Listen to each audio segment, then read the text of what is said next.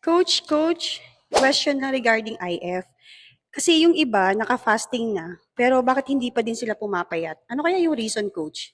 Okay, pinaka-reason dyan is number one, during feeding time, too much calories yung nakakain natin. So, paano ba tayo makakakain ng too much calories?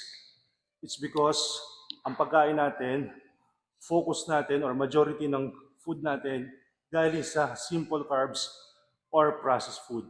Kasi, ganito po yan.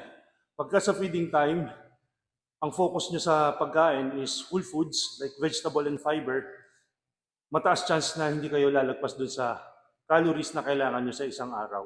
So, importante din po kasi sa intermittent fasting, pag nag-intermittent fasting kayo, yung pagkain nyo on your feeding time, hindi po kayo lalagpas dun sa calories na kailangan nyo sa isang araw. Kumbaga hindi kayo magsa-surplus. So, magagawa nyo lang yon if number one, focus kayo sa whole foods like vegetables, protein, and healthy fat. Then a bit of simple carbohydrates. Yun yung number one reason. Number two is siguro hindi kayo active. Kailangan din kasi na maging active kayo para ma-activate yung metabolism nyo.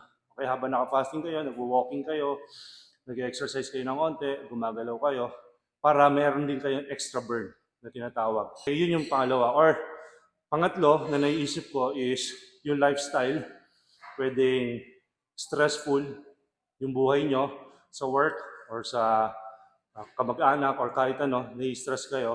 Pagka-stress kasi kayo, yung cortisol is like sugar din yan. So mag-hold din kayo ng visceral fat niyan. So mahirapan kayo mag-lose ng weight.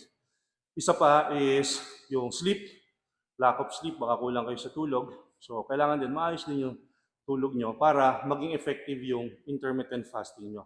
Pero yung una pa na sinabi ko na dapat focus kayo sa whole foods and mag-light physical activity kayo, yun, malaking bagay na yun, makakatulong na yun para mas maging effective yung intermittent fasting. So yun lang, subukan nyo lang, intermittent fasting, effective yan para makalus tayo ng weight. Basta tama yung paggawa niya.